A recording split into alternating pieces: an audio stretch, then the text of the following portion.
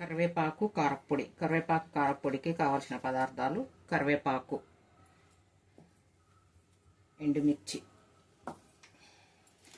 ఎల్లిపాయలు, ధనియాలు, ఉప్పు, నల్ల మినుములు, జీలకర్ర, చింతపండు, కొంచెమే ఆయిల్. తయారీ విధానం: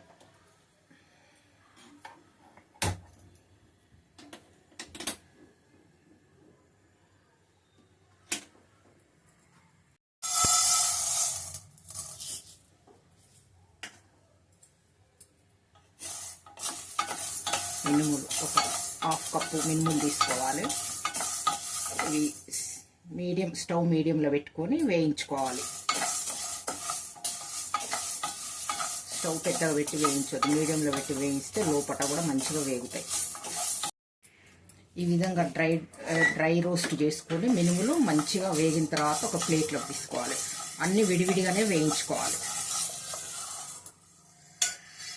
ఒక కప్పు. ఇవి కూడా డ్రై రోస్ట్ చేసుకోవాలి, ఆయిల్ వేయొద్దు. ఆయిల్ వేస్తే కారప్పొడి ముక్క వాసన వస్తుంది, ఎక్కువ రోజు నిల్వ ఉండదు.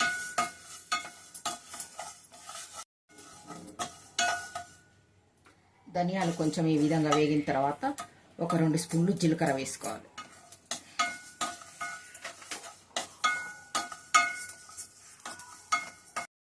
జీలకర్ర వేగిన తర్వాత ఒక నిమ్మకాయ సైజ్ అంతా చింతపండును పిక్కలు పీచులు తీసి నీట్గా చేసుకొని కొంచెం డ్రై చేయాలి.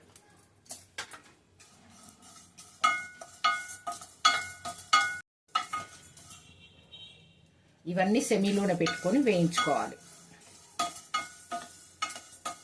సాల్ట్ కూడా కొంచెం వేసుకొని వేయించుకోవాలి. సాల్ట్లో ఏమైనా తేమ అది ఉంటే పోతుంది. ఇలా వేగిన తర్వాత ఇవి ఒక ప్లేట్లోకి తీసుకోవాలి. కొంచెమే ఆయిల్ ఒక హాఫ్ టీ స్పూన్ తీసుకొని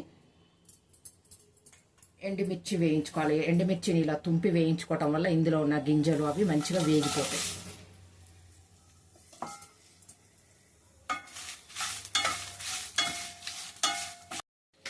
ఎండుమిర్చిని ఈ విధంగా పండుగా వేయించుకున్న తర్వాత ఒక ప్లేట్లోకి తీసుకోవాలి. ఇప్పుడు ఒక స్పూను ఆయిల్ వేసుకొని కరివేపాకును డ్రై రోస్ట్ చేసుకోవాలి, మంచిగా వేయించుకోవాలి.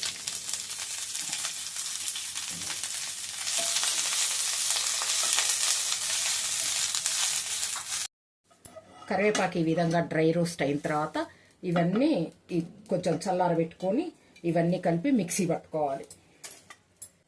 ఇప్పుడు కొన్ని ఎల్లిపాయలు వేసుకొని, కొంచెం ఎల్లిపాయలు ఎక్కువే వేసుకుంటాను నేను.